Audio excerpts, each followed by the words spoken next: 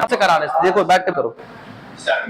चलिए आइए देखिए बेटा, लास्ट क्लास में हम क्वेश्चंस कर रहे थे electric charge due to electric field due to point charge के बेसिस पे हमने 2-4 क्वेश्चंस किए हैं। ठीक है, जितने भी क्वेश्चंस किए उसके आगे हम क्वेश्चंस कंटिन्यू करेंगे। ठीक है, उसके बाद फिर हम लोग अपने कॉन्सेप्ट को आगे पढ़ेंगे। आइए एक प्रैक्टिस के लिए क्वेश्चन हमने लिया। आपसे क्या कह रहा भाई साहब, बहुत आसान क्वेश्चन है।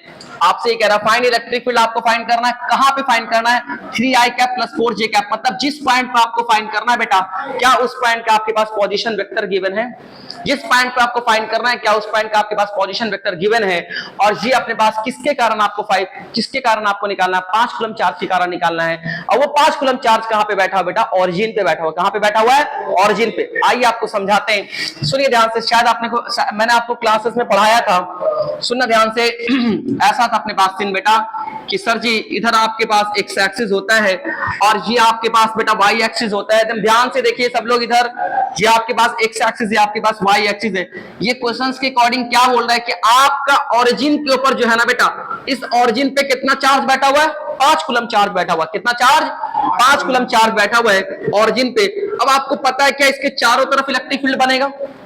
एक पॉइंट चार्ज के चारों तरफ अपने पास बेटा इलेक्ट्रिक फील्ड बनेगा। तो आपको बताना है एक खास पॉइंट यहां पर है जिसका कोऑर्डिनेट है, जिसका पोजीशन वेक्टर है 3i cap plus 4j cap. आपको बताना है इस वाले पॉइंट पे पोजीशन वेक्टर, इस वाले पॉइंट पे इसके कारण इलेक्ट्रिक फील्ड कितना होगा।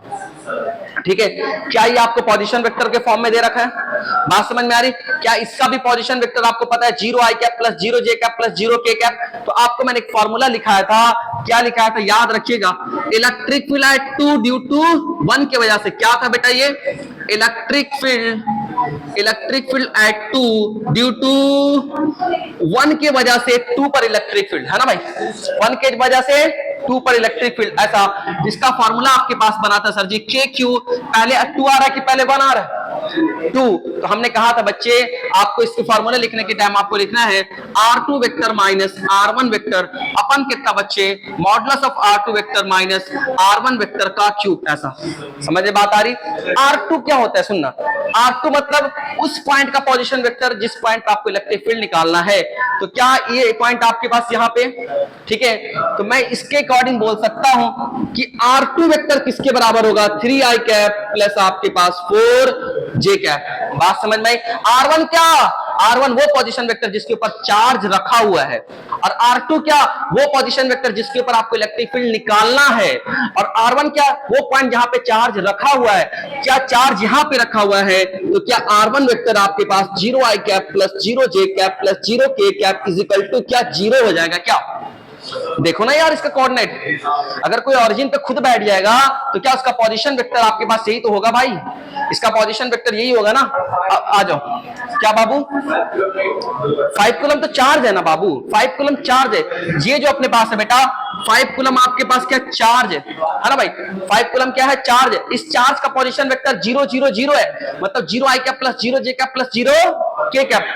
आइए तो इस वाले फार्मूला में पुट करते हैं। हम सब कुछ जानते हैं, k की वैल्यू पहले से जानते हैं। k किसके बराबर है? 9 × 10 टू द पावर 9 के बराबर। q किसके बराबर है? सर जी ये वेक्टर फॉर्म में है, तो क्या वेक्टर फॉर्म में प्लस है तो प्लस रखाएगा, माइनस है तो माइनस रखाएगा। ठीक है सर, R2 वेक्टर भी हमें मिल गया, R1 वेक्टर भी हमें मिल गया, राइट है सर। अब हम क्या करेंगे? R2 vector minus R1 vector की वैल्यू को निकालेंगे। आइए क्योंकि फार्मूला में हमें यूज करना है तो बेटा R2 वेक्टर को R1 वेक्टर से माइनस करेंगे। तो सर जी R2 वेक्टर कितना? 3i कैप प्लस कितना बेटा 4j कैप, इसमें से माइनस किसको करेंगे? 0 को। बोलो ना यार, R1 किसके बराबर है? तो ऐसा करेंगे तो यहां से अपने पास R2 vector minus R1 vector की वैल्यू जो अपने पास आ रही है, क्या आपके पास ये 3i cap plus 4j cap ऐसा आ रहा है क्या? बोलो बच्चे मेरे। सर जी इसका मैग्नीट्यूड बता दो। तो R2 vector minus R1 vector का मैग्नीट्यूड निकालना है। तो मैंने आपको वेक्टर में सिखाया था, कोई भी वेक्टर अगर i j k कैप के फॉर्म में है तो उसका मैग्नीट्यूड क्या होता है? i के आगे वाले का स्क्वायर प्लस j के आगे वाले का स्क्वायर प्लस k के आगे वाले स्क्वायर का रूट। ठीक है, तो बेटा यहां पे क्या हो जाएंगे? 3 का स्क्वायर प्लस कितना बेटा 4 का square, that is equal to कितना बेटा 5 आया क्या? दैट इज इक्वल टू क्या? 5। तो क्या मेरे पास सब कुछ पता चल चुका है? k पता, q पता, ये सारा पता, ये भी अपने पास आ गया भाई साहब। क्या मैं पुट करके इसके आंसर को निकाल सकता हूं? चलिए पुट करते हैं। k की जगह पे 9 × 10 टू द पावर 9, q की जगह पे 5, R2 माइनस R1 निकाला, 3i कैप प्लस कितना 4j कैप ऐसा आया क्या? बोलो ना यार। अब यहां से क्या अपने पास होगा बेटा? R2 माइनस R1 की वैल्यू 5 आ रही है, तो क्या मैं 5 का क्यूब ऐसा लिख सकते हैं? अगर ऐसा लिख सकते हैं मेरे प्यारे प्यारे बच्चे, ये 5 से कितने बार में? 25 बार में, और 10 टू द पावर 9 को लिखा जा सकता है 10 इंटू 100 इंटू 10 टू पावर 7 लिखा जा सकता है ना। आइए एक स्टेप बढ़ा देते हैं, 9 into 10 into 10 to the power 7, okay, 3i cap plus कितना बेटा 4j कैप, क्या ऐसा लिखा जा सकता है? बोलो ना यार। और नीचे आपके पास कितना बेटा 25 है, तो क्या 25 जो आपका कटेगा इससे कितने बार में कटेगा बेटा? 4 बार में। क्या 4 को 9 से मल्टीप्लाई करेंगे तो क्या आपके पास 36 हो जाएंगे, और 36 को ऐसा लिखा जा सकता है 3.6 into 10 to the power 8 3i cap plus कितना बेटा 4j कैप, क्या ऐसा आया? बोलो ना यार। क्या इसका ऐसा यूनिट अपने पास क्या होगा?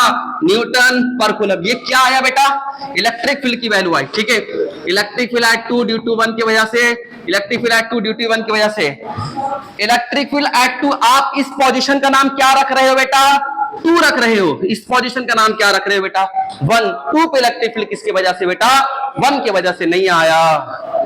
बोलो ना यार, ठीक है। इसे नोट कीजिए, वीडियो को पॉज कीजिए, ठीक है। चलिए आइए देखिए बच्चे ध्यान से, अब इस वाले क्वेश्चन का सॉल्यूशन फाइंड करेंगे और सीखेंगे। कॉन्सेप्ट बहुत बढ़िया क्वेश्चन है ये, ठीक है। आइए सीखिएगा मेरे प्यारे प्यारे बच्चे, ध्यान से देखना। आपको थोड़ा मेहनत करना पड़ेगा बस, और कुछ नहीं। आप मेहनत करेंगे तो आप कर सकते हैं, बीट कर सकते हैं। चलिए आइए, क्या बोल रहा है ये आपके पास इलेक्ट्रिक फील्ड में, उसको हमने क्या किया, एक बार 2 कूलम चार्ज को रखा। हम 2 कूलम चार्ज के नाम क्या रख रहे? Q1 नाम रख रहे। क्या नाम रख रहे इसका? Q1। जब 2 कूलम चार्ज को रखेंगे इलेक्ट्रिक फील्ड में, आपको पता है सर पॉजिटिव चार्ज हो तो क्या इसके ऊपर फोर्स लगेगा इलेक्ट्रिक फील्ड के डायरेक्शन में? बोलो। तो भाई साहब इधर अपने पास बेटा क्या फोर्स लगेगा? F1 is equal to Q1 into E vector. नहीं आया, बात समझ में आ रही? अब क्या करेंगे सर, इसी फील्ड में हम दूसरी बार क्या रख रहे हैं? Q2 चार्ज, जिसकी वैल्यू -3 कूलम चार्ज है। तो क्या इसके ऊपर फोर्स लगेगा जो बेटा अपोजिट डायरेक्शन में लगेगा? F2 force that is equal to Q2 into E vector. ऐसा लगेगा क्या? बोलो ना यार। ये कॉन्सेप्ट पढ़ा चुके हैं भाई कि इलेक्ट्रिक फील्ड में जब पॉजिटिव चार्ज को रखते हैं तो उसके ऊपर फोर्स लगता है F is equal to Q into E के बराबर। फोर्स जो अपने पास लगता है पॉजिटिव चार्ज के केस में उसी डायरेक्शन में, नेगेटिव चार्ज के केस में अपोजिट डायरेक्शन में फोर्स लगता है। समझ में बात आ रही? आइए ठीक है सर जी, शायद हमें ऐसा है कि जो इसके ऊपर फोर्स लग रहा है बेटा, F1 की वैल्यू शायद आपके पास कितना गिवन है बेटा? 6i cap plus 10j cap. ऐसा ये आपके पास F1 की वैल्यू गिवन है बेटा। और क्या आपके पास जो Q1 अपने पास है बेटा वो भी आपके पास 2 कूलम गिवन है। ओके सर जी, इलेक्ट्रिक फील्ड हमें निकालना है, फिर मजा आ जाएगा। क्योंकि सर जी इलेक्ट्रिक फील्ड निकालेंगे, चाहे इलेक्ट्रिक फील्ड नहीं भी निकालेंगे तो इसमें स्मार्ट रिलेशन से करते हैं। सुबह में निकाल करके किया था, इसमें स्मार्ट रिलेशन से करेंगे, कोई बात नहीं है। चलिए सर, रिलेशन आपके पास है F1 vector is equal to Q1 into E vector. इस तरीके से लिख सकते हैं सर जी। आइए सर, सेकंड वाले के लिए क्या अपने पास होगा? F2 is equal to Q2 into E vector. ऐसा लिखा जा सकता है बेटा। इक्वेशन नंबर फर्स्ट को इक्वेशन नंबर सेकंड से अगर डिवाइड कर दिया जाए तो कुछ काम बनने का चांस है क्या? अगर अपने को डिवाइड किया जाए, अगर अपने पास उसको डिवाइड करते हैं बेटा, इक्वेशन नंबर फर्स्ट को इक्वेशन नंबर सेकंड से डिवाइड करेंगे तो E वेक्टर चला जाएगा क्या? अब आपके पास क्या बच रहा है बेटा? यहां आपके पास बच रहा है F1 वेक्टर अपन कितना बच्चे? F2 वेक्टर अपन कितना? इधर कितना बच रहा है? Q1 अपन कितना बच्चे? Q2। ऐसा बच रहा है क्या? अच्छा, F1 किसके बराबर है? 6i cap plus 10j cap. ऐसा है। F2 के बारे में पता नहीं, इसको हमको निकालना है।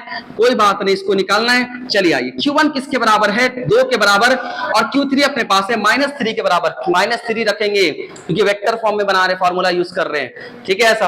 अब यहां से क्या होगा सर जी, अगर अच्छे तरीके से देखेंगे तो मुझे हल्का सा दिख रहा है 2 से ये जाएगा, ये जाएगा, ये 3 हो जाएगा, ये 5 हो जाएगा। ऐसा हो जाएगा क्या? राइट ऐसा। F2 को इधर ले जाएंगे, -3 को इधर लाएंगे तो F2 vector is equal to -3 से मल्टीप्लाई करेंगे, -3 इंटू 3i कैप प्लस कितना 5j कैप। ऐसा होगा क्या? अब ऐसा अपने पास होगा तो F2 वेक्टर की जो वैल्यू अपने पास आएगी, -3 अंदर चला जाएगा, माइनस को बाहर करते हैं 9i कैप प्लस अपने पास 15j कैप। ऐसा है क्या? बात समझ में आई? ये आपके पास क्या आया? उस सुबह में जो तरीके से बनाया था वो भी सही है, उसमें कुछ नहीं किया था, बच्चे की तरह बनाया था। इलेक्ट्रिक फील्ड की वैल्यू को निकाला, फिर इसमें ला करके रख दिया, आंसर सेम आया। एक तो तरीका ये, दूसरा अपने पास हम देख रहे हैं सर जी दोनों तो इलेक्ट्रिक फील्ड सेम है, डिवाइड कर देंगे मेरा काम आसान हो जाएगा। आप कैसे भी निकाल सकते हैं, एक तो यहां देख, तो पहला वाले पे फोर्स अपने पास F1 = Q1 × E वेक्टर, दूसरे वाले पे F2 = Q2 × E vector. Electric field तो दोनों में सेम है। आप एक तो तरीका ये हो सकता था, सर जी मुझे फोर्स पता, मुझे Q1 पता, क्या मैं यहां से इलेक्ट्रिक फील्ड की वैल्यू को निकाल सकते हैं ना। अब जो यहां से इलेक्ट्रिक फील्ड की वैल्यू अपने पास आई, क्या इसमें रख सकते हैं? तो क्या यहां से अपने पास Q2 पता, E पता, तो क्या F2 निकल जाता? बोलना यार। अब उसी को हमने क्या किया, डिवाइड करके बना दिया। तो इतना रो क्यों रहे भाई, डिवाइड करके बना दिया, फटक से अपने पास आ गया। ठीक है, एक तो तरीका वो भी हो सकता है जो सुबह में बताया था, एक तरीका अपने पास ये हो सकता है। ठीक है, बात समझ में आई? वीडियो को पॉज करें, फिर से नेक्स्ट क्वेश्चन करेंगे। प्यारे प्यारे बच्चे सुनिए ध्यान से, क्या कहना चाह रहा है मेरे बच्चे, प्लीज आइए देखिए। एक नेक्स्ट क्वेश्चन इसी बेसिस पे आ जाओ। क्या बोल रहा भाई साहब, ए पार्टिकल ऑफ मास m और चार्ज q के बराबर। ठीक है, a particle of mass m और चार्ज q के बराबर, राइट है सर? ठीक है, आ जाओ। इस सस्पेंडेड बाय स्ट्रिंग, इसको हमने क्या किया, एक धागे से इस सस्पेंड कर दिया गया। देखो सस्पेंडेड है, इसका मास m के बराबर, चार्ज किसके बराबर, q के बराबर, राइट ऐसा। ठीक है, इन यूनिफॉर्म इलेक्ट्रिक फील्ड, ये कैसा इलेक्ट्रिक फील्ड अपने पास है बेटा, यूनिफॉर्म इलेक्ट्रिक फील्ड। ठीक है, find the angle suspended bye string with vertical at equilibrium. जब ये आकर के यहाँ पे इक्विलिब्रियम पे अपने पास होगा, ठीक है सर, तो आपको बताना है ध्यान से। तो क्या बोल रहा भाई साहब, विद वर्टिकल एट इक्विलिब्रियम। ठीक है सर, राइट है सर। तो भाई साहब ये इक्विलिब्रियम में चला गया, जाकर के रुक गया, हम ऐसा क्या बोल रहे हैं, ये जाकर के यहाँ पे क्या किया बेटा, रुक गया। ठीक है सर, अब ध्यान से देखिए, जब ये रुकेगा बेटा, तो क्या नीचे की तरफ सर जी mg फोर्स लग रहा है, नो डाउट। ठीक है, और धागा के कारण क्या अपने पास इधर टेंशन लग रहा है। ठीक है, और ये फील्ड के कारण क्या इधर की तरफ अपने पास QE फोर्स लग रहा है। कितना लग रहा है बेटा, QE फोर्स लग रहा है। बात समझ में आ रही, ऐसा फोर्स लग रहा है, राइट है सर। आप क्या बोल रहे हैं कि कितने से घूम गया है, थीटा से। आप क्या मान रहे हो, वर्टिकल के साथ कितना एंगल बना लिया, थीटा बना लिया। अगर ये थीटा मेरे बच्चे प्यारे प्यारे, तो क्या ये भी अपने पास थीटा होगा क्या, अल्टरनेट इंटीरियर एंगल, ये थीटा तो ये भी थीटा। आ जाओ सर जी, ये वाला फोर्स बहुत अच्छा हॉरिजॉन्टल है, ये वाला फोर्स बहुत अच्छा वर्टिकल है, ये वाला इंक्लाइंड है, तो क्या मैं इसे तोड़ पाऊंगा? हमें हॉरिजॉन्टल और वर्टिकल तोड़ना बहुत आसान होता है, हर जगह आसान नहीं होता। जब इंक्लाइंड प्लेन होगा तो फिर वो अलग तरीके से तोड़ेंगे। अभी सुन, अभी तो मैं क्या कर रहा हूं, इसको तोड़ूंगा सर जी, इधर की तरफ आपके पास आएगा t cos थीटा, और इधर की तरफ अपने पास क्या आएगा बेटा, t sin थीटा। ऐसा आएगा क्या, खत्म कर दिया क्या इसको? हाँ, जिसके साथ एंगल गिवन होता है वो cos के साथ आता, बिना एंगल वाला sin के साथ आता, पूरी बात वेक्टर में। आइए बात इस फिगर को फिर से बनाते हैं। इधर की तरफ फोर्स कितना बेटा, Q, किसके कारण, इलेक्ट्रिक फील्ड के कारण। इधर अपने पास है बेटा T sin थीटा, किसके कारण, ये अपने पास धागे के कारण। ऊपर अपने पास है बेटा T cos थीटा, किसके कारण, धागा के कारण। नीचे अपने पास क्या बेटा, mg। अगर ये इक्विलिब्रियम में है तो क्या नेट हॉरिजॉन्टल फोर्स भी 0 के बराबर और नेट वर्टिकल फोर्स भी 0 के बराबर। इसका मतलब left hand force is equal to right hand force, upward force is equal to downward force. ऐसा होता है ना बेटा इक्विलिब्रियम में। तो मेरे प्यारे प्यारे बच्चे यहां से क्या लिखोगे, sir ji T cos theta is equal to अपने पास mg के बराबर होगा ये वाला फोर्स, और यहाँ पे sir ji T sin theta जो अपने पास होगा क्या QE के बराबर होगा। नहीं आया, T cos थीटा अपन कितना बच्चे बाबू प्लीज, T sin थीटा ऐसा। ठीक है, तो सर जी हमें क्या चाहिए, हमें एंगल चाहिए। तो हम क्या करेंगे बेटा, इसको मानते हैं फर्स्ट इक्वेशन, इसको क्या मानते हैं बेटा, सेकंड इक्वेशन। मैं आपसे कर कहूं कि फर्स्ट को मैं डिवाइड कर देता हूं सेकंड से, क्या कुछ मिलेगा आपके पास? जब मैं आपको फर्स्ट के सेकंड से डिवाइड करेंगे तो आइए कैसे डिवाइड करेंगे। ऊपर आपके पास है T sin थीटा, नीचे आपके पास कितना बेटा, T cos थीटा। आइए देखो, ये फर्स्ट को डिवाइड किया किससे, सेकंड से, और इधर आपके पास कितना बेटा QE है, और ये आपके पास क्या बेटा mg। ऐसा अब यहां से कुछ कटेगा क्या?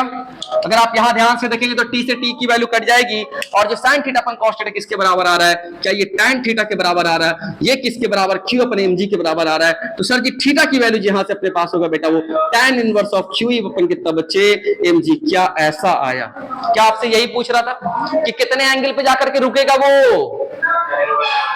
समझ में बात आ रही है ना? ठीक है ऐसा।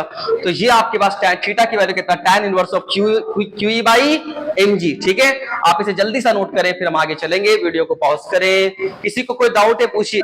ठीक है साहब, चार्ज डेंसिटी अपने पास है बेटा 3 टाइप्स के होते हैं। सबसे पहला अपने पास आता है बेटा, सबसे पहला अपने पास आता है लीनियर चार्ज डेंसिटी। सब लोग यहां देखेंगे समझेंगे, लीनियर चार्ज डेंसिटी क्या होता है बेटा, लीनियर चार्ज डेंसिटी। इसको दुनिया लैम्डा से दिखाते, किससे दिखाते दुनिया इसको, लैम्डा से दिखाती। आइए, इट इज डिफाइंड एज, उतना क्या लिखना लिखो, it is defined as charge per unit length, charge per unit length is called linear charge density. क्या बोलते हैं इसको? Is called, it is defined as charge per unit length is called, ठीक है, charge per is called linear charge density, ठीक है, linear charge density, ठीक है,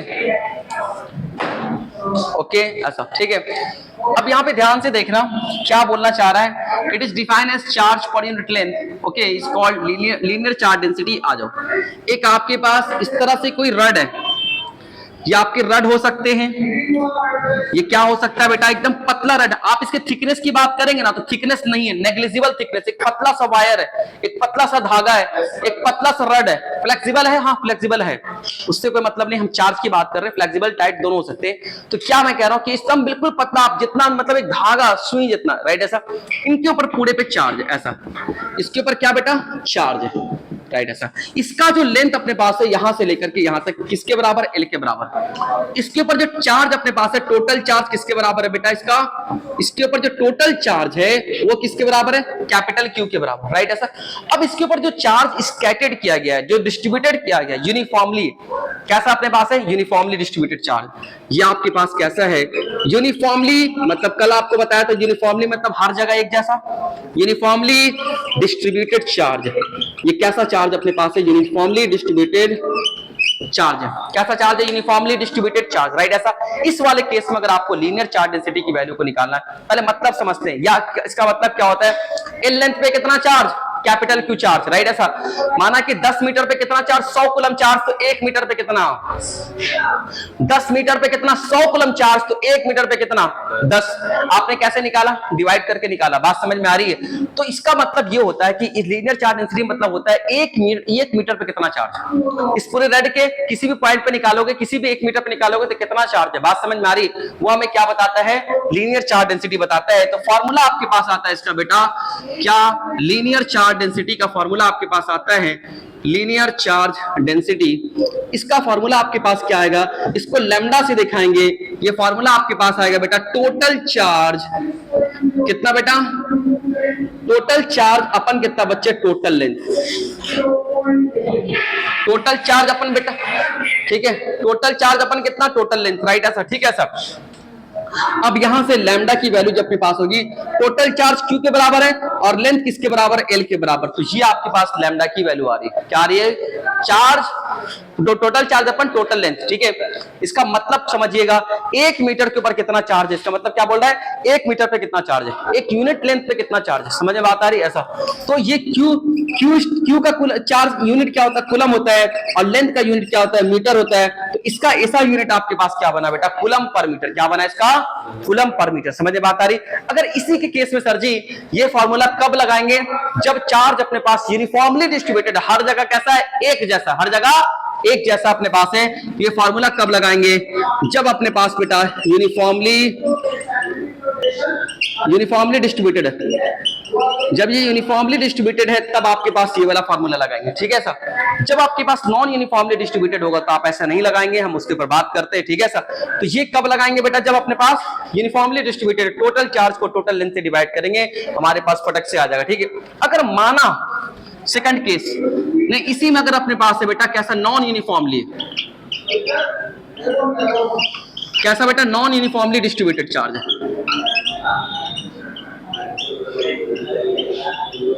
नॉन यूनिफॉर्मली डिस्ट्रीब्यूटेड चार्ज क्या मतलब? समझो बात को। ये आपके पास एक रेड है, पतला सा बिल्कुल रेड है। नॉन यूनिफॉर्मली मतलब ऐसा होता है कि यहाँ पे चार्ज अपने पास माना कि बहुत सारा डेंस है, बट इधर जो चार्ज है फिर ऐसा अपने पास क्या हर जगह यूनिफॉर्म है? नहीं, यहाँ पे यूनिफॉर्म नहीं है बट बेटा, राइट, ऐसा। इस वाले केस में अगर मुझे लैम्डा की वैल्यू को निकालना होता है तो हम क्या करते हैं? यहाँ से एल दूरी पर जाते हैं, एक छोटा सा एलिमेंट लेते हैं। इस छोटे से एलिमेंट का लेंथ किसके बराबर? डीएल के बराबर। किसके बराबर? डीएल के बराबर। बात समझ में आ रही है? ठीक है साहब। अब इसके क्या करना अपने पास बेटा? लैम्डा की वैल्यू को निकालना है। तो लैम्डा जो यहाँ पर अपने पास होगा, इसके ऊपर चार्ज कितना? डीक्यू। तो डीक्यू अपन कितना बच्चे? डीएल। ये आपके पास लैम्डा की वैल्यू आएगी। समझ में बात आ रही? डीक्यू अपन डीएल, ऐसा लैम्डा की वैल्यू अपने पास आएगी, ठीक। Per unit area is called surface charge density, is called surface charge density, समझ लिखना ध्यान से, ठीक है सर। सरफेस चार्ज डेंसिटी को सिग्मा से दिखाते हैं, ठीक है सर, राइट है सर। आइए, माना आपके पास कोई एक एरिया है इस तरह से और पूरे एरिया पे चार्ज इस तरह से, यूनिफॉर्मली डिस्ट्रीब्यूटेड चार्ज है पूरे एरिया पे, ठीक है सर, पूरे एरिया पे यूनिफॉर्मली डिस्ट्रीब्यूटेड चार्ज है ऐसा, ठीक है। ये आपके पास बेटा इसके ऊपर टोटल चार्ज Q के बराबर, इसका एरिया किसके बराबर बेटा, A के बराबर। बात समझ में आ रही? कैसा चार्ज है, यूनिफॉर्मली डिस्ट्रीब्यूटेड है। तो यहाँ पे जो अपने पास होगा सरफेस चार्ज डेंसिटी का फार्मूला अपने पास होगा सरफेस चार्ज डेंसिटी, इसका जो फार्मूला अपने पास होगा टोटल चार्ज अपन टोटल एरिया, टोटल चार्ज अपन टोटल एरिया, आसानी से निकल जाएगा इसको डिवाइड करेंगे तो, ठीक है सर, समझ में बात आ रही है? ओके, राइट है सर। तो सरफेस चार्ज डेंसिटी का सिग्मा हो जाएगा, टोटल चार्ज Q के बराबर है और टोटल एरिया किसके बराबर है, A के बराबर है। तो sigma is equal to Q upon A, समझ में बात आ रही है? ऐसा, ठीक है सर। तो ये किसके लिए अपने पास, अगर यूनिफॉर्मली है तो फटक से निकाल लेंगे, मतलब सिग्मा इंटू A मल्टीप्लाई कर देंगे तो हमारे पास क्या आ जाएगा, Q आ जाएगा। बात समझ में आ रही? अगर नॉन यूनिफॉर्मली अपने पास होगा तो सिग्मा एक अलग से एक्स वाई के फंक्शन में आएगा और एक्स वाई के फंक्शन में आएगा, फिर उसको डीए से मल्टीप्लाई करेंगे, फिर उसको इंटीग्रेशन करेंगे पूरा फंक्शन को कंसीडर करते हुए, ठीक है, ठीक है, बात समझ में आ रही? ओके, आइए सुनिए, तो ये आपने किसके लिए बताया सर जी, इसका यूनिट बता दो, मजा आ जाएगा। इसका यूनिट बताओ बेटा, कूलम का कितना, चार्ज का कितना कूलम और एरिया का कितना मीटर स्क्वायर। तो ये आपके पास ऐसा आ रहा है, यूनिफॉर्मली डिस्ट्रीब्यूटेड, इस तरह से निकाल लेंगे फटक से, ठीक है सर, यूनिट याद रखिएगा। अगर इसी में गुरुजी नॉन यूनिफॉर्मली होता तो फिर वही बेसिक से जाना पड़ेगा, non uniformly charge distributed, non uniformly charge distributed, जो चार्ज अपने पास है वो नॉन यूनिफॉर्मली डिस्ट्रीब्यूटेड है, तो हम कैसे निकालेंगे बेटा, sigma is equal to D की अपन कितना बच्चे, डी ए। बात समझ में आ रही है? ठीक है, ठीक है, बात समझ में आ रही है? ठीक है सर, इस वाले फॉर्मूले से निकाल लेंगे नॉन यूनिफॉर्मली चार्ज डिस्ट्रीब्यूटेड के केस में, ठीक है। आइए नेक्स्ट आपके पास है बेटा, इसको जल्दी से बना लीजिए। नेक्स्ट आपके पास है वॉल्यूमेट्रिक चार्ज डेंसिटी। चलिए हो गया क्या, ठीक है, इसको दिखाते बेटा, रोज से दिखाते, ऐसा बना लो वॉल्यूमेट्रिक चार्ज डेंसिटी, राइट, ऐसा, ठीक है। वॉल्यूमेट्रिक चार्ज वही अपने पास है, charge per unit volume, charge per unit volume is called, charge per unit volume is called, charge is called volumetric charge density, ठीक है, ऐसा। आइए समझते हैं, माना आपके पास बेटा मेरे प्यारे प्यारे एक स्फीयर है, non solid non conducting sphere, अभी बोल रहे हैं, अभी समझ नहीं आएगा, बाद में समझ में आएगा। SNC, solid non conducting sphere, SNCS, right, आगे बताऊंगा, खड़ा भी सुन लो। ये इसके पास कैसा अपने पास स्फीयर है, ये स्फीयर जो अपने पास है उसके अंदर पूरे चार्ज भरा हुआ, एकदम पूरे में चार्ज फुल्ड है, ऐसा पूरे स्फीयर पे चार्ज है बेटा, तो इसके पूरे इसके वॉल्यूम पे चार्ज है। अगर इसके वॉल्यूम में चार्ज है, इसका सेंटर ये, इसका रेडियस r के बराबर, ठीक है, ऐसा। तो यहां से अपने पास क्या होगा बेटा, जो वॉल्यूमेट्रिक चार्ज डेंसिटी की वैल्यू, वॉल्यूमेट्रिक चार्ज डेंसिटी का जो फार्मूला आपके पास आता है, देखिएगा ध्यान से, क्या आपके पास आएगा, टोटल चार्ज अपन टोटल वॉल्यूम, टोटल चार्ज, ये बच्चा वाला फार्मूला कब, जब यूनिफॉर्म है, तो टोटल चार्ज अपन टोटल वॉल्यूम, ठीक है सर, सुनिएगा ध्यान से। टोटल चार्ज आप कितना मान रहे हैं गुरुजी, Q के बराबर, इसका वॉल्यूम कितना होगा सर जी, इसकी जो 4/3 पाई आर क्यूब, ऐसा अपने पास होगा, क्या समझ में बात? हाँ, ये फॉर्मूला है, अरे भाई 8वीं का फॉर्मूला है, ठीक है।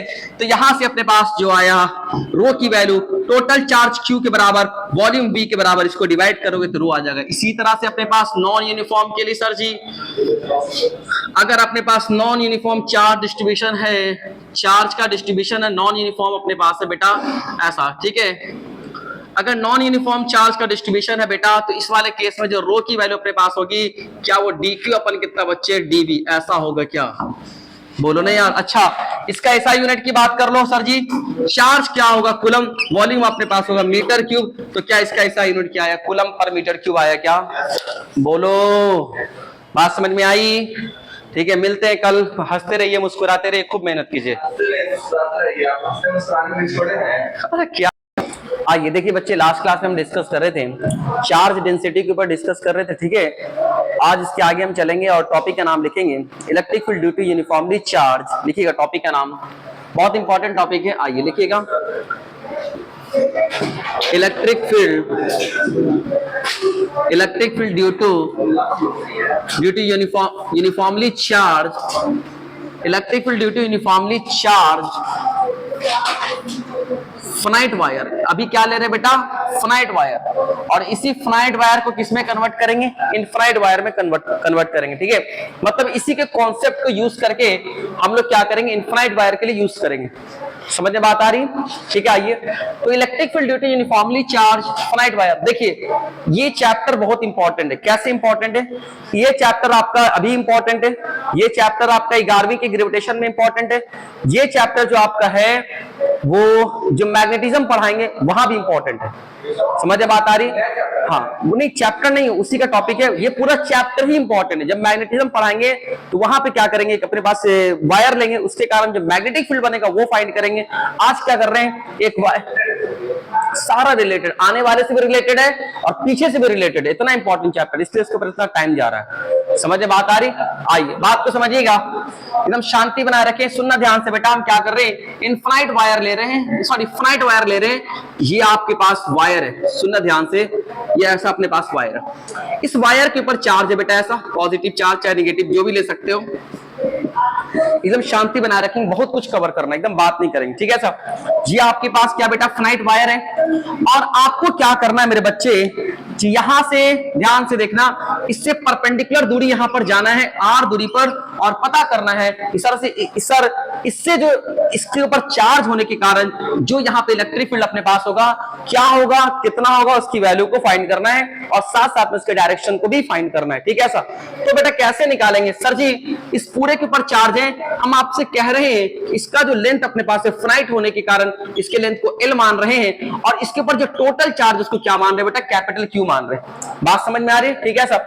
तो आपको पता है कि यूनिफॉर्मली चार्ज है, तो इसके लिए जो लैम्डा की वैल्यू अपने पास होगी वो Q/L के बराबर। किसके बराबर? Q/L। ठीक है, तो यहां पे जो चार्ज डेंसिटी होगा इस वाले केस में जो चार्ज डेंसिटी अपने पास लैम्डा जो अपने पास होगा बेटा वो Q/L के बराबर, that is the coulomb per metre. मतलब 1 मीटर पे चार्ज कितना है? लैम्डा के बराबर है। ठीक है, इसका मतलब क्या बोल रहा है? 1 मीटर पे कितना चार्ज है? लैम्डा के बराबर। तो 2 मीटर पे कितना चार्ज? 2 लैम्डा। और 3 मीटर पे 3 लैम्डा, तो आधा मीटर पे आधा लैम्डा, तो dy लेंथ पे dy लैम्डा। बात समझ में आ रही? तो सुनिए ध्यान से, मैं ही कहना चाह रहा हूं, सुनिए। तो चार्ज डेंसिटी लैम्डा के बराबर है, इसका जो चार्ज डेंसिटी अपने पास है बेटा वो किसके बराबर है? लैम्डा के बराबर। सर जी मुझे इसके कारण यहाँ पे इलेक्ट्रिक फील्ड चाहिए। क्या चाहिए बेटा? इसके कारण यहाँ पे इलेक्ट्रिक फील्ड चाहिए। तो क्या मैंने ऐसा कोई रिजल्ट अभी तक याद किया है? नहीं सर, मेरे पास तो ये वाला रिजल्ट है जो बचपन में आपने पढ़ाया था कि पॉइंट चार्ज है और ये r दूरी पर गए यहाँ पर a पॉइंट पे, तो इलेक्ट्रिक फील्ड की वैल्यू किसी पॉइंट चार्ज के कारण kq/r²। सर ये तो मैं जानता हूं, बस मैं यही जानता हूं सर जी। हम इसके बारे में डायरेक्ट मेरे पास कोई इस बॉडी के लिए कोई अपने पास रिजल्ट हमारे पास नहीं है। तो हम क्या करेंगे बेटा? हम ऐसा जानते हैं, कैलकुलस का यूज करेंगे और हम जानते हैं कि ये जो रड आपके पास है, जो आपकी वायर है, वायर बोले रड बोले कुछ भी लिखा हो सकता है। ठीक है, क्या ये जो वायर अपने पास है बेटा, क्या ये छोटे छोटे करोड़ों एलिमेंट से मिला करके बनाया गया होगा? सोचो थोड़ा सा, क्या ये छोटे छोटे करोड़ों एलिमेंट से मिला करके बनाया गया होगा? जैसे अपने पास जो घर बनता है, क्या छोटे छोटे ईंटा से मिला करके बड़ा सा बिल्डिंग बनाया जाता है ब्लॉक से, राइट? ऐसा तो क्या ये छोटे छोटे एलिमेंट से मिला करके ये पूरा का पूरा रड मान ले, कुछ भी मान ले, एक धागे पे चार्ज है, एक रड पे चार्ज है, एक वायर पे चार्ज है, समझ एकदम बिल्कुल पतला, इतना पतला कि इसका कोई थिकनेस नहीं है। हाँ वर्टिकल खड़ा, बट उसको जरूरी नहीं हॉरिजॉन्टल भी कर लेंगे। रिजल्ट वर्टिकल के लिए निकाल रहे हैं, सारे के लिए यूज हो जाएगा। ठीक है, बात समझ में आ रही? आइए, तो ये आपके पास ऐसा है, क्या बीच में आर यहां से लेकर के यहां तक की दूरी है। ठीक है, बात समझ में आ रही? ठीक ठीक, अच्छा कोई बात नहीं। सुनो, ये आपके पास रड है, इसके ऊपर चार्ज है, यहां से लेकर के यहां तक की दूरी अपने पास आर है। ठीक है, ये परपेंडिकुलर दूरी है। कैसा दूरी अपने पास? इंक्लाइन नहीं है, परपेंडिकुलर दूरी रड से, राइट है सर? हमें करना है क्या सर जी? मुझे इसके कारण इलेक्ट्रिक फील्ड चाहिए। तो बेटा कैसे निकालेंगे? सर मेरे पास डायरेक्ट कोई भी रिजल्ट हमारा नहीं है, पर ये बात तो जानते हैं कि छोटे छोटे स्मॉल एलिमेंट से मिला करके बना होगा। बात समझ में आ रही है? और ये स्मॉल एलिमेंट जो अपने पास होते हैं क्या बहुत ही छोटे होते हैं? क्या जो स्मॉल एलिमेंट है क्या वो पॉइंट चार्ज के जैसा बिहेव कर सकते हैं? जो स्मॉल एलिमेंट कैसा बिहेव करेंगे बेटा? वो पॉइंट चार्ज की तरह बिहेव करेंगे। जैसे कल आपको सर्किल वाले केस से बता रहे थे कि बहुत सारे करोड़ों एलिमेंट से बना हुआ है और एक एक एलिमेंट के ऊपर चार्ज क्या ले रहे थे? dq dq dq dq, है ना भाई साहब? तो यहाँ पे क्या बेटा ध्यान से देखिएगा कि ये जो अपने पास है, तो हमें इसके कारण यहाँ पे इलेक्ट्रिक फील्ड फाइंड करना है। तो सबसे पहले क्या करेंगे, टेकिंग स्मॉल एलिमेंट, यहाँ पे क्या करेंगे, स्मॉल एलिमेंट लेंगे विच हैज अ चार्ज, जिसके ऊपर चार्ज कितना है, dq। एक स्मॉल एलिमेंट लेंगे, कहां पे बेटा, यहां से y दूरी पर जाकर के, यहां से y दूरी पर जाके एक छोटा सा एलिमेंट अपने पास लेंगे जिसका थिकनेस किसके बराबर होगा, dy के बराबर। सुनिएगा ध्यान से, ये कहां से आता है, कैलकुलस से आता है। हम यहां से y दूरी पर गए और जो छोटा सा एलिमेंट अपने पास लिया, उस छोटे से एलिमेंट का जो थिकनेस अपने पास होता है dy होता है। कौन बताता है, कैलकुलस बताता है, ठीक है सर। अब ये छोटा सा एलिमेंट अपने पास है सर जी, इस छोटे से एलिमेंट पे चार्ज कितना होगा, तो सर आप बोल रहे हैं कि 1 मीटर पे चार्ज अपने पास लैम्डा, तो 2 मीटर पे 2 लैम्डा, तो 3 मीटर पे 3 लैम्डा, आधा मीटर पे आधा लैम्डा, तो dy मीटर पे dy लैम्डा। शाबाश। तो सर जी यहां से जो चार्ज अपने पास है dq, वो किसके बराबर है, लैम्डा इंटू dy के बराबर है। क्या बोलो बेटा, dy छोटा सा इसका थिकनेस ले आओ, क्योंकि छोटा एलिमेंट्स अपने पास लेना, और छोटा एलिमेंट्स बहुत ही छोटा है, और ये एलिमेंट कैसा बिहेव कर रहा है, पॉइंट चार्ज के जैसा बिहेव कर रहा है। अब आ जाओ सर जी, हमें ये चीज गिवन होगा, मैं आपको अभी बता रहा हूं, फिगर को थोड़ा सा गंदा हो जाएगा, घबराना नहीं है। चलिए आइए, ये जो एंगल अपने पास होगा अल्फा है, और ये वाला जो एंगल अपने पास है बेटा बीटा है। ये वाला एंड इसके साथ जो एंगल बना रहा है बीटा, ये एंगल अपने पास अल्फा। ये क्लॉकवाइज डायरेक्शन में अपने पास ऊपर लेंगे तो θ1, एंटी क्लॉकवाइज डायरेक्शन में लेंगे तो अपने पास कितना बेटा, θ2। बात समझ में आ रही। अब आइए सर, इसके ऊपर करोड़ों एलिमेंट्स हैं, एक एलिमेंट के कारण निकालेंगे, उसके बाद उसको पकड़ के इंटीग्रेट कर देंगे, तो क्या सारे एलिमेंट के कारण आ जाएगा क्या? समझ में बात आ रही, एकदम मत चलो पे, समझ में बात आ रही। हम क्या करेंगे, छोटे से एलिमेंट के कारण यहाँ पे इलेक्ट्रिक फील्ड निकालेंगे। तो मेरे प्यारे प्यारे बच्चे, इस छोटे से एलिमेंट, आइए ये जो छोटा सा एलिमेंट अपने पास, ये θ1 है पूरा एंगल, ठीक है साहब। अब यहां से इसको इस तरह से कंबाइन किया, ये वाला जो एंगल अपने पास है θ बोला, इसको क्या बोला, एंगल, छोटा सा एंगल अपने पास θ है, और ये छोटा सा एलिमेंट अपने पास लिए, तो ये किसके बराबर है, dθ के बराबर। किसके बराबर, ये θ, तो इसके जस्ट बगल में बिल्कुल छोटा सा, ये थिकनेस कितना है, बहुत ही छोटा, तो एंगल कितना बनाएगा यहाँ पे, बहुत ही छोटा, dθ बनाएगा ऐसा, राइट ऐसा। ये दूरी r के बराबर है। सर यहां से लेकर के यहां तक दूरी आप मुझे बता सकते हैं क्या, सर ये y के बराबर है, ये r के बराबर है, तो ये दूरी अपने पास कितना होगा बेटा, r sec θ। वो भी सही है, √r² प्लस y²।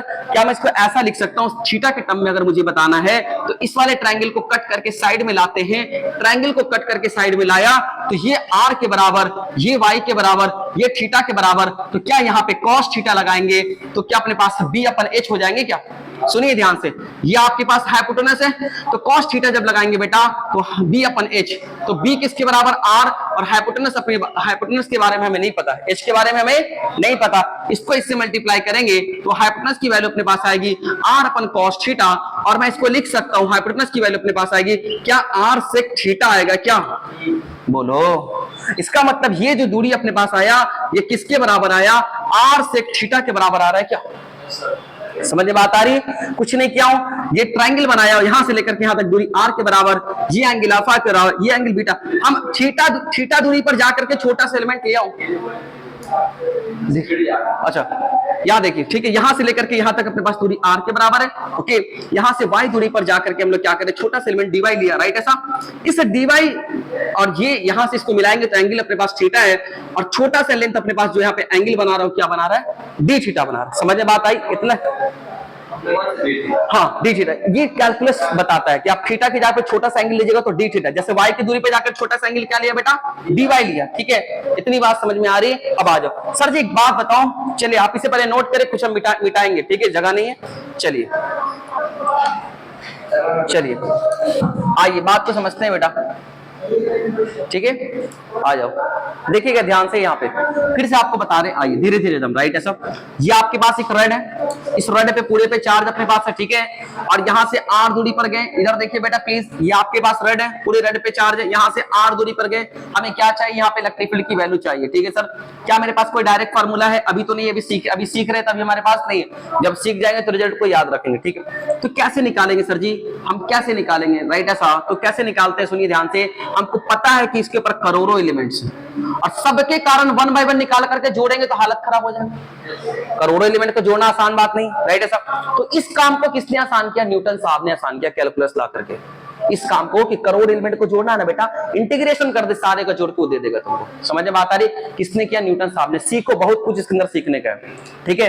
अब ये अपने पास है, ऐसी बात है अपने पास है, तो हम क्या करेंगे, करोड़ों एलिमेंट अपने पास है बेटा, एक एलिमेंट को पकड़ेंगे, उसके कारण इलेक्ट्रिक फील्ड निकालेंगे और उसके बाद उसको इंटीग्रेट कर देंगे तो हमारे पास सारे के कारण इलेक्ट्रिक फील्ड आ जाएगा। ठीक है, आ जाओ। और इलेक्ट्रिक फील्ड कैसा क्वांटिटी बेटा?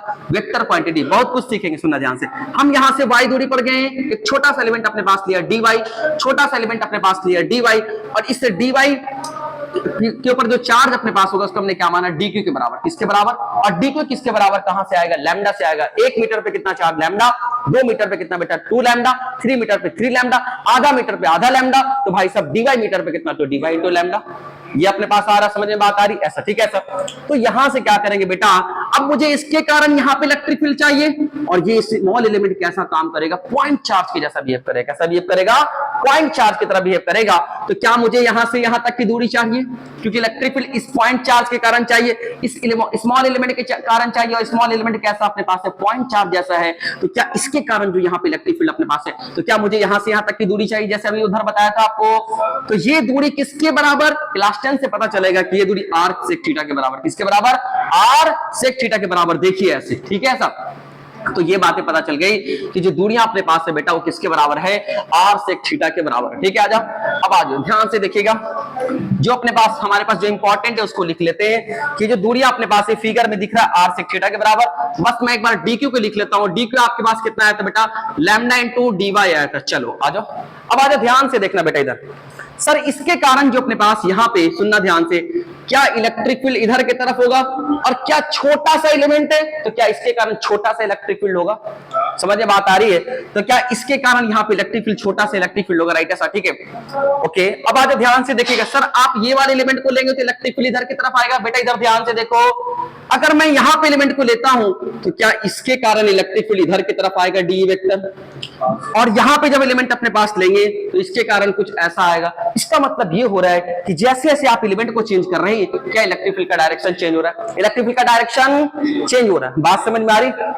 इलेक्ट्रिक फील्ड मैग्नीट्यूड भी चेंज हो रहा है कि दूरियां चेंज हो रही है। ठीक है सर।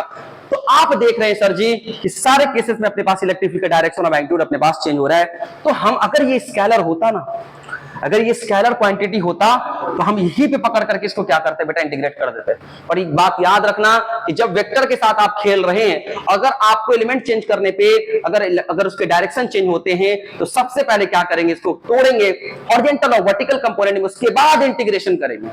ये बहुत बड़ा कॉन्सेप्ट है। जब भी आप वेक्टर के साथ खेल रहे हैं, आपने एक छोटे से एलिमेंट के कारण आपने इलेक्ट्रिक फील्ड निकाला, अगर ये इलेक्ट्रिक फील्ड एलिमेंट को चेंज करने पर इलेक्ट्रिक फील्ड का डायरेक्शन चेंज हो रहा है भाई साहब, इसका मतलब इलेक्ट्रिक फील्ड चेंज हो रहा है, तो सबसे पहले क्या करेंगे? इसको हॉरिजॉन्टल और वर्टिकल में तोड़ेंगे, और हॉरिजॉन्टल और वर्टिकल में तोड़ करके उसके बाद इंटीग्रेट करेंगे। अगर ये स्केलर होता तो फिर सबका झंझट नहीं होता, डायरेक्ट पकड़ के इंटीग्रेट कर देते।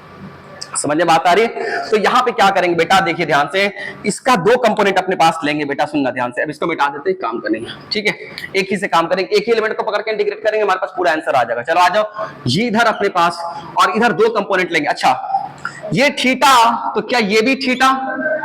देखो तो ध्यान से, ये थीटा तो क्या ये भी थीटा? बात समझ में आ रही है? तो इधर कंपोनेंट अपने पास हो जाएंगे d cos थीटा, और जो इधर अपने पास कंपोनेंट अपने पास हो जाएंगे, क्या वो d sin थीटा ऐसा हो जाएगा क्या? आइए सर जी, इस वाले कंपोनेंट को क्या बोलेंगे? क्या ये इलेक्ट्रिक फील्ड के पैरेलल परपेंडिकुलर है? इसको क्या बोलेंगे? D perpendicular. देखो ध्यान से, इस वाले को क्या बोलेंगे? D perpendicular. किसके परपेंडिकुलर है? क्या ये इलेक्ट्रिक फील्ड वायर के परपेंडिकुलर है? बोलो। अच्छा, इसको क्या बोलेंगे बेटा? डी पैरेलल बोलेंगे। क्यों ऐसा बोलेंगे? क्या ये इलेक्ट्रिक फील्ड के पैरेलल है क्या? बोलो ना यार, बात समझ में आ रही? ठीक है, ऐसा। तो सर जी आपने इतना कुछ तो देख लिया, अब मुझे ये बता दो सर जी कि डी की वैल्यू अपने पास कितना होगा? तो क्या के डी क्यू अपन कितना बच्चे? R square.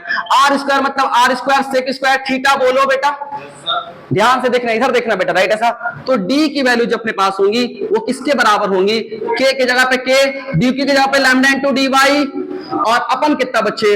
R square sec square theta, ऐसा होगा। ठीक है, 1 मिनट के लिए वीडियो को पॉज करें और एसी ऑन करें।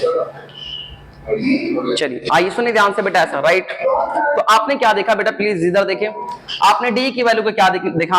आपने डी की जगह पे लैम्डा डी वाई रख दिया, और नीचे आपके पास R square sec square theta कुछ आपके पास, ये डी की वैल्यू आ रही है। सुनना ध्यान से, अभी अपना देखना, यहां से इंपॉर्टेंट है। आप ये देखो कि जो डी की वैल्यू आपके पास आई है वो अपने पास है, इसके अंदर y भी है और अपने पास क्या बेटा थीटा है। तो क्या इस वाले केस में अगर मैं एलिमेंट को चेंज करता हूं, इधर देखिए प्लीज, इधर देखिए, अगर मैं एलिमेंट को चेंज करूंगा, अभी आपके पास एलिमेंट हमारा यहां पर है, अगर यही एलिमेंट अपने पास यहां पे चला जाएगा तो क्या y जो अपने पास है बदल जाएगा, और क्या थीटा जो अपने पास है वो भी बदल जाएगा। सोचो तो ध्यान से, इसका मतलब एलिमेंट चेंज करेंगे तो y भी चेंज कर रहा है और थीटा भी चेंज कर रहा है, इसका मतलब एलिमेंट के चेंज करने के साथ साथ थीटा भी चेंज कर रहा है और y भी चेंज कर रहा है। इसका मतलब सर जी यहाँ पे दो वेरिएबल है।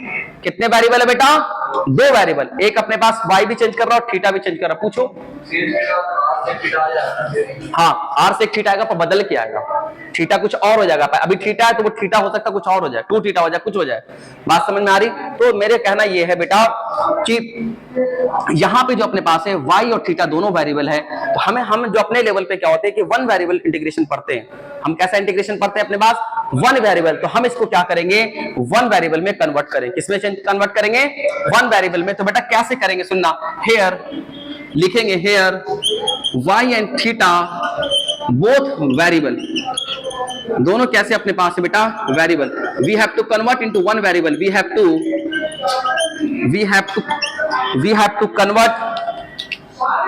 Convert into one variable. हमें किसमें चेंज करना है बेटा? एक वेरिएबल में हमें चेंज करना होगा। तो कैसे चेंज करेंगे? उसके लिए हम रिलेशन डेवलप करेंगे। सुनना ध्यान से, कैसे चेंज करेंगे? आइए देखिए, y अपने पास क्या यहां से लेकर के यहां तक दूरी y है, और क्या यहां से लेकर के अपने पास r है, और ये एंगल अपने पास क्या बेटा? थीटा है। तो क्या मैं ऐसा लिख सकता हूं, देखना बच्चे, ऐसा लिख सकता हूं, tan theta is equal to, क्या y अपन r लिखा जा सकता है क्या? p upon b, tan theta is equal to y upon r। देखो इस वाले ट्रायंगल में tan थीटा मतलब perpendicular upon base y upon r। अब यहां पे ध्यान से देखिएगा sir ji, y is equal to शायद ऐसा लिखा जा सकता है r tan थीटा, ऐसा लिखा जा सकता है क्या? सर मुझे y नहीं चाहिए, हमको dy चाहिए। तो क्या करेंगे? दोनों साइड डिफरेंशिएट कर देंगे। तो हमारे पास क्या आ जाएगा बेटा? dy। अगर मैं दोनों साइड डिफरेंशिएट करूंगा, इधर dy हो जाएंगे, r कांस्टेंट बाहर, tan थीटा का डिफरेंशिएशन अपने पास sec square theta into d theta. बात समझ में आ रही? सुनिएगा ध्यान से, बहुत इंपॉर्टेंट है ये रिलेशन। हमने क्या, यहां फंस गए हम, यहाँ दो वेरिएबल आ गया, एक वेरिएबल होता पटक से ही पे इंटीग्रेशन करके आंसर निकाल लेते, बट मसला यहाँ पे दो वेरिएबल है तो हमें कन्वर्ट करना पड़ेगा एक वेरिएबल में। ठीक है, हमने क्या किया? दोनों साइड डिफरेंशिएट किया। इधर आपके पास dy, इधर अपने पास r sec square theta into d theta. इधर आइए, इधर आइए, इधर आइए, राइट ऐसा। अब हम क्या करेंगे बेटा? इस वाले में ला करके इस वैल्यू को पुट करेंगे। क्या पुट कर सकते हैं? बात समझ में आ रही है? ठीक है, वीडियो पॉज के पहले लिख लो तुम लोग, मिटाना बहुत है, दो मत उठाओ। चलिए आइए बात को समझिए, ब्लर तो नहीं हो रहा?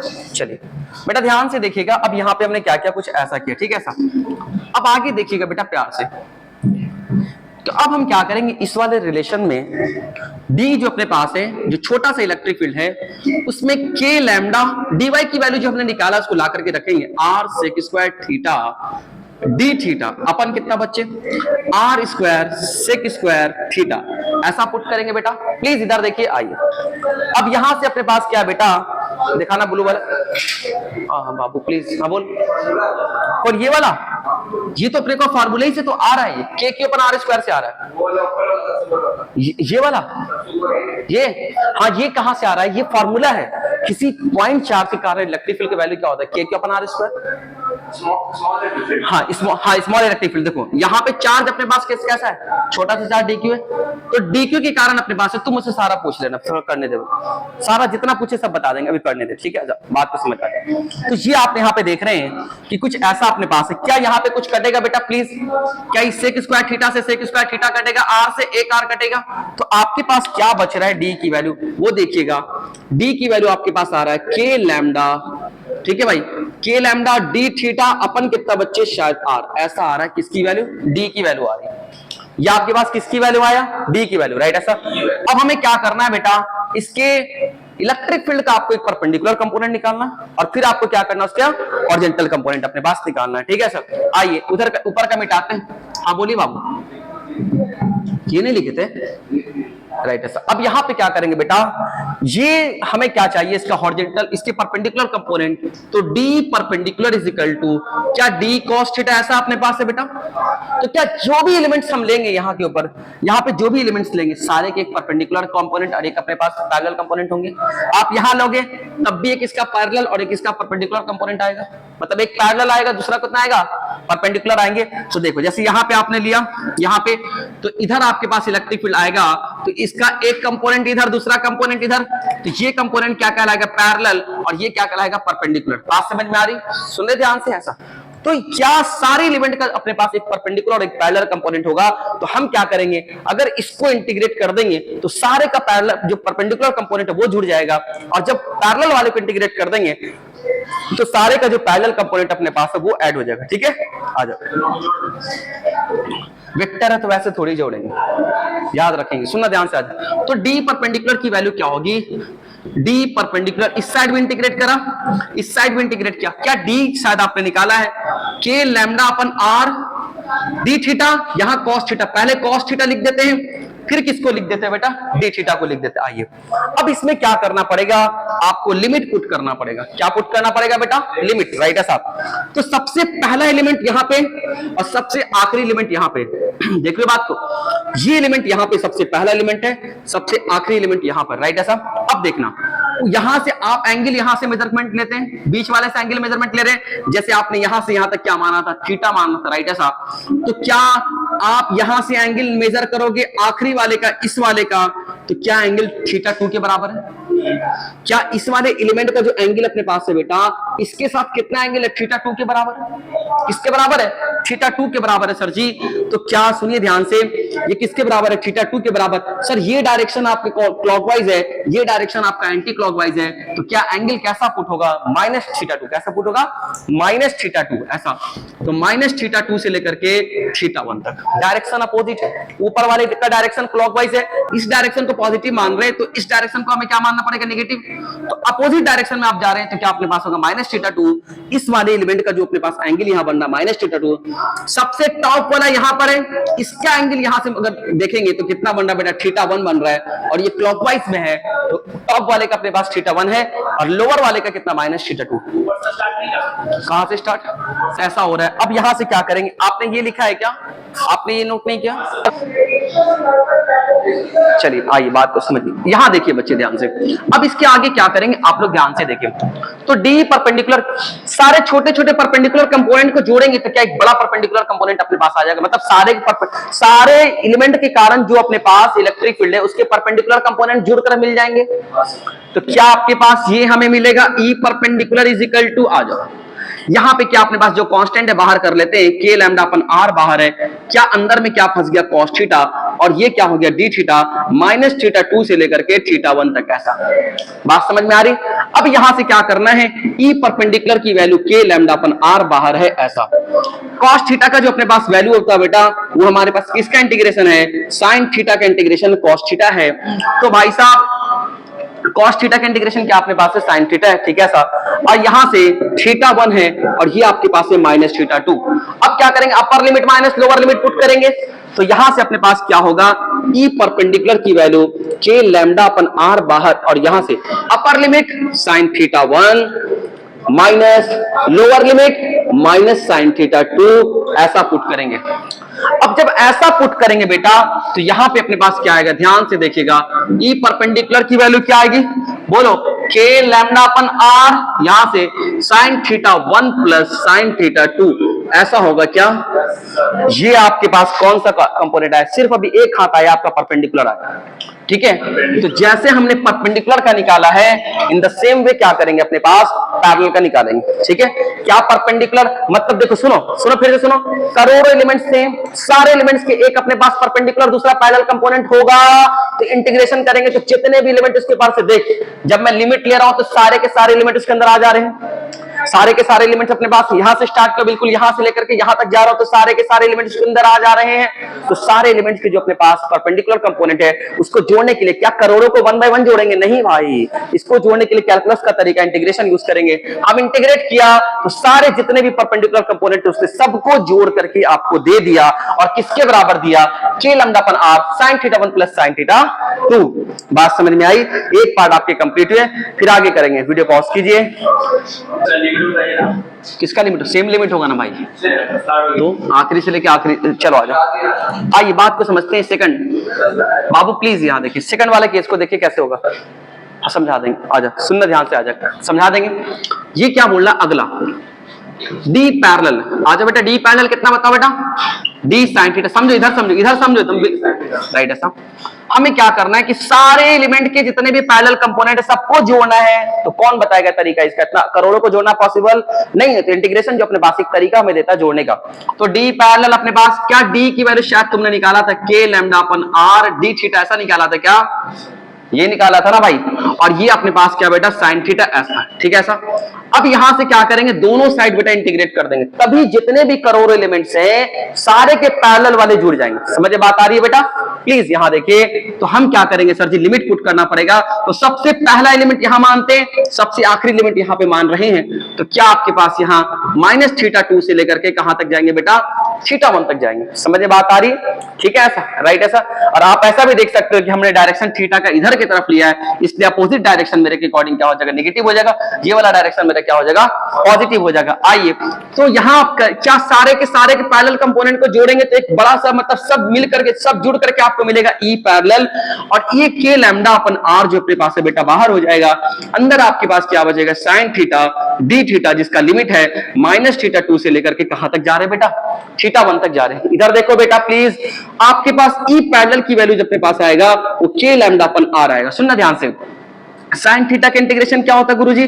माइनस कॉस थीटा होता है। क्या आपके पास होता है बेटा? माइनस कॉस थीटा होता है। ये कहां से आ रहा है? ये मैथमेटिक्स से आ रहा है, ठीक है सर। इसका लिमिट पुट करिए, माइनस थीटा 2 से कहां तक जा रहे हैं बेटा? थीटा 1 तक जा रहे हैं। ध्यान से देखिएगा, सुनिए प्लीज ऐसा, ठीक है। अब यहां पे ध्यान से देखिएगा, इसको पुट करके निकालते हैं तो आपके पास क्या आएगा? इधर आ जाओ। ई पैरेलल की वैल्यू अपने पास आएगी के लैम्डा अपन आर बाहर। चलो माइनस को बाहर कर दे क्या, जो कि कैलकुलेशन आसान लगेगा आपको देखने में। चलो minus K lambda upon are बाहर, यहां से अपर लिमिट पुट करेंगे तो cos theta 1 minus cos theta of minus theta 2, इसको पुट किया, ऐसा पुट किया। Cos theta of minus theta 2 cos theta 2 हो जाएगा ऐसा। तो ये आपके पास हो जाएंगे E parallel is equal to minus K lambda upon R. यहां से देखिए कॉस थीटा 1, ओके, ये जो अपने पास है माइनस कॉस थीटा 2 हो जाएगा। कहां से बेटा? मैथमेटिक्स से। कॉस ऑफ माइनस थीटा जो होता है कॉस थीटा के बराबर होता है, तो कॉस ऑफ माइनस थीटा 2 किसके बराबर? कॉस थीटा 2 के बराबर, ऐसा। अब यहां से क्या होगा सर जी? इस माइनस को अंदर डालेंगे तो ई पैरेलल की वैल्यू अपने पास आएगा K lambda upon R cos theta 2 minus cos theta 1। ये आपके पास फाइनल आंसर आ रहे हैं। दोनों हैंड आपके पास आ गया। सुनिएगा, अभी कहानी खत्म नहीं हुआ है, मैं थोड़ा इसको आसान करके आपको दूंगा, ठीक है सर? बात को समझ रहे हैं? ठीक है। तो ई पैरेलल भी अपने पास आ गया बेटा।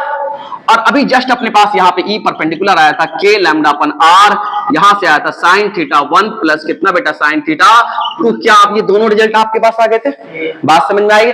आप इसे नोट कीजिए, फिर हम दोनों रिजल्ट को लिखेंगे एक साथ, फिर से फिगर को बनाएंगे, ठीक है? आप इसे प्यार से नोट कीजिए जल्दी सा। चलो आ जाओ, सुनना ध्यान से। अब इनके रिजल्ट को हम क्या करेंगे? नोट करेंगे। और ये रिजल्ट हमारे लिए बहुत इंपॉर्टेंट है। अब जरा सा भी बात नहीं करना, थोड़ा 10 मिनट पढ़ाने दो, ठीक है? आ जाओ। हाँ 10-15 मिनट पढ़ाएंगे, इसके बाद छुट्टी हो जाएगी, ठीक है जी? तो सुनो ध्यान से, क्या चीज अपने पास है, क्या रिजल्ट आपके पास है, इसको याद रखिएगा कि अगर ये आपके पास फिनाइट रड था, यहां से हम कितनी दूरी पे जा रहे हैं बेटा? परपेंडिकुलर दूरी आर पर जा रहे हैं। एकदम जरा सा भी बात नहीं करी। इस पूरे रड पे कैसा चार्ज है बेटा? यूनिफॉर्म चार्ज है, यूनिफॉर्म पॉजिटिव चार्ज, ठीक है सर? आपने क्या देखा कि सर जी यहां से आप इसको मिलाओगे, आप इसको यहां से आप मिलाते हो तो क्या आपके पास ये थीटा 1 आपने इसको ऐसा माना था और आपने इसको क्या माना था? थीटा 2 ऐसा माना था बेटा। और ये एंगल आप क्या लेके चल रहे थे? अल्फा। और ये वाला एंगल आप क्या लेके चल रहे थे? बीटा। समझ बात आ रही? ऐसा आप लेके चल रहे थे। मैं तुमसे कहूंगा कि आपने क्या निकाला था? सुनना ध्यान से, एकदम ध्यान से देखिएगा। सर जी ई परपेंडिकुलर जो मैं निकाला उसकी वैल्यू, और जो ई पैरेलल आपके पास हमने निकाला उसकी वैल्यू अपने पास आई। ई परपेंडिकुलर हमारे पास आया के लैम्डा अपन आर, यहां से आया साइन थीटा 1 प्लस कितना बेटा? साइन थीटा 2 आपके पास ऐसा है, ठीक है सर? इन द सेम वे आपके पास क्या बेटा? यहां देखिएगा ई पैरेलल की वैल्यू अपने पास आई थी के लैम्डा अपन आर, ऐसा, ठीक है सर? यहां पे आया था cos theta 2 minus cos theta 1, क्या आपके पास ऐसा आया? ऐसा है। अब ध्यान से देखना, हम इसको इस रिजल्ट को याद नहीं रखेंगे। इसमें क्या होता है कि क्वेश्चंस को बनाने में दिक्कत होता है। हम कौन से रिजल्ट को याद रखेंगे? आप मुझे बताओ कि सर जी ये 90 है, ये थीटा 1 है, ये अपने पास अल्फा है, क्या थीटा के जगह पे ये तो खत्म हो गया, ये दोनों का सम किसके बराबर? 90 के बराबर। तो अपने पास बेटा ये अल्फा, तो ये थीटा 1, तो थीटा 1 90 माइनस अल्फा हो जाएगा क्या? और थीटा 2 जो अपने पास है वो भी 90 माइनस बीटा हो जाएगा क्या? बोलो ना बेटा, ऐसा होगा क्या? ये तो 90 खत्म हो गया ना भाई। जो इन दोनों का सम किसके बराबर? 90 के बराबर। ले खुश, beta plus theta 2 is equal to 90, ऐसा। अब यहां से थीटा 2 की वैल्यू क्या? 90 माइनस बीटा, बोलो ना यार, ऐसा। इन द सेम वे यहां theta is equal to 90 minus alpha. अगर मैं तुमसे बोलूं कि इस वाले फॉर्मूला में ध्यान से देखिएगा, के लैम्डा अपन आर है ना, आर, यहां से साइन थीटा 1 की जगह पे अगर मैं 90 माइनस अल्फा रखता हूं तो क्या एक कॉस अल्फा हो जाएगा क्या? बचपन में पढ़े होगे ना। देखो रुको रुको, साइन थीटा 1 की जगह पे अगर मैं रखूं साइन 90 माइनस अल्फा तो क्या ये कॉस अल्फा हो जाएगा क्या? बोलो ना भाई। इसी तरीके से अगर मैं साइन थीटा 2 की जगह पे बेटा साइन 90 माइनस बीटा रखें तो क्या ये कॉस बीटा हो जाएगा क्या? हो जाएगा ना बेटा। अब अगर ये ऐसा हो जाएगा तो आइए लिखते हैं साइन थीटा 1 मतलब कॉस अल्फा, ये आपके पास क्या बेटा? Cos beta. क्या मैं ऐसा लिख सकता हूं? अब आइए ध्यान से देखिएगा, इस वाले रिजल्ट को कैसे लिखिएगा? K lambda upon R is equal to cos theta 2 की जगह पे sine beta minus sine alpha, ऐसा लिखा जा सकता है। आपको अल्फा और बीटा के फॉर्म में रिजल्ट याद रखना है, क्योंकि इससे क्या होता है, न्यूमेरिकल बनाने में आसानी होता है। इस वाले से आप माइनस प्लस के चक्कर में बहुत दिक्कतें पड़ जाएंगे। हम क्या करा, माइनस प्लस का चक्कर ही हटा दिया, अल्फा और बीटा के फॉर्म में रिजल्ट याद रखना है। मतलब ये वाला रिजल्ट आपको याद रखना है और ये वाले रिजल्ट आपको याद रखना है, ठीक है। ये रिजल्ट इसको कराना था क्योंकि इससे बहुत सारे कॉन्सेप्ट बिल्ड होते हैं कि वेक्टर अपने पास से इंटीग्रेशन कैसे करेंगे, पहले इसको तोड़ देंगे। अगर 2 वेरिएबल आ चुका है तो 1 वेरिएबल में कैसे करेंगे, पहले इसके बीच के रिलेशन खोजेंगे और उसको 1 वेरिएबल में कन्वर्ट करेंगे, तब इंटीग्रेशन करेंगे। इस तरह से हमने बहुत कुछ सीखा इसके अंदर। आप जरूर वीडियो को देखिएगा, ठीक है। इसको रिजल्ट को नोट करिए, जल्दी वीडियो पॉज कीजिए, रिजल्ट को नोट कीजिए, जल्दी करो। हो सकता है ग्रुप में क्वेश्चंस भेजेंगे, आप प्रैक्टिस करके आइएगा, ठीक है। ओके, आइए सुनिए ध्यान से। अब आइए इसके एप्लीकेशंस कर, ये जो रिजल्ट आपके पास है इसके एप्लीकेशन को लिख रहे हैं। आइए एप्लीकेशन ऑफ दिस रिजल्ट, सबसे पहला अपने पास है केस 1। केस 1 अपने पास क्या बेटा? इलेक्ट्रिक फील्ड, सुनना ध्यान से, electric field due to uniformly, हाँ लिखो, electric field due to uniformly charge infinite wire. इससे पहले वाला फिनाइट था, अब अपने पास कैसा बेटा? इनफिनाइट वायर है, ठीक है। ऐसा इससे अपने पास इलेक्ट्रिक फील्ड की वैल्यू क्या होगी? ध्यान से देखिएगा, अब पेन मत चलाइए प्लीज सब लोग। आइए, ऊपर भी इंफिनिटी है और नीचे भी कैसा बेटा? इंफिनिटी। हमको नहीं पता कहां पे खत्म हो रहा है, सुनना ध्यान से। और मैं क्या कर रहा हूं, यहां से r दूरी पर जाते हैं और मुझे क्या करना है, यहां पे इलेक्ट्रिक फील्ड जानना है, ठीक है। इसके ऊपर पूरे पे चार्ज है बेटा लैम्डा, मतलब प्लस प्लस प्लस प्लस, और इसकी जो चार्ज डेंसिटी अपने पास है lambda coulomb per metre. 1 metre पे कितना चार्ज है? लैम्डा। बात समझ में आ रही, ठीक है। इसके कारण हमें क्या चाहिए? यहाँ पे इलेक्ट्रिक फील्ड चाहिए। तो सर जी फिनाइट के लिए हमारे पास रिजल्ट याद है, तो क्या मैं उस रिजल्ट को यूज करके इनफिनाइट का बता सकता हूं? कैसे? देखिए, अगर मैं तुमसे कहूं, ध्यान से देखना, सीखना है। अगर मैं कहूं इसको इससे ज्वाइन करेंगे तो क्या अल्फा ये होगा? जब मैं इसको इससे ज्वाइन करेंगे तो क्या अल्फा छोटा हो रहा है? क्या मैं इससे इसको ज्वाइन करूंगा तो क्या अल्फा छोटा हो रहा है? तो क्या मैं इंफिनिटी पे जाकर के इसको ज्वाइन करूंगा तो क्या अल्फा 0 हो जाएगा क्या? सुनना ध्यान से, देखो अभी एंगल ये है, क्या उससे एंगल ये छोटा, उससे एंगल ये छोटा, अगर आगे जाएंगे तो और छोटा, इंफिनिटी पे जाएंगे तो और, ऊपर जाएंगे तो और छोटा। क्या एंगल अपने पास बिल्कुल छोटा होते जा रहा है? देख रहे हो ध्यान से। तो क्या यहाँ पे जो अल्फा की वैल्यू अपने पास है बेटा, बहुत इंपॉर्टेंट रिजल्ट है, क्या अल्फा की वैल्यू अपने पास है 0 डिग्री है। और इसी तरीके से जब इंफिनिटी यहां भी जा रहा है तो क्या बीटा की वैल्यू अपने पास कितना बेटा? 0 डिग्री है। अब आइए, अब अपने पास यहां से, तो सर जी एक बार आप मुझे बता दो, ई परपेंडिकुलर क्या हम पढ़े? K lambda upon R cos alpha plus cos beta, यही पढ़े ना। तो क्या बेटा? कॉस अल्फा मतलब कॉस 0, और ये अपने पास क्या बेटा? कॉस 0। तो यहां से अपने पास आ रहा है ई परपेंडिकुलर की वैल्यू 1 + 1 कितना? 2। तो 2 के लैम्डा अपन कितना बच्चे? आर, ठीक है। इसका मतलब ये कंपोनेंट तो अपने पास आ गया बेटा, क्या इसके कारण जो अपने पास इलेक्ट्रिक फील्ड आ रहा है 2k लैम्डा अपन कितना बच्चे आर। आइए इसी के ये 0 0 कितना हो गया बेटा cos 0 1 1 + 1 कितना 2 2 आके मल्टीप्लाई हो गया। आइए ध्यान से देखिए मेरे बच्चे, अगर मैं ई पैरेलल की बात करें, सर आपने मुझे जस्ट पढ़ाया k लैम्डा आर ऐसा, सर आपने sin 0 माइनस कितना बेटा sin 0, तो 0 मतलब 0 अपने पास है, इसको मल्टीप्लाई कर देंगे तो पूरा क्या हो जाएगा बेटा 0। तो ई पैरेलल की वैल्यू अपने पास क्या हो जाएगी बेटा 0, क्या हो जाएगी बेटा 0।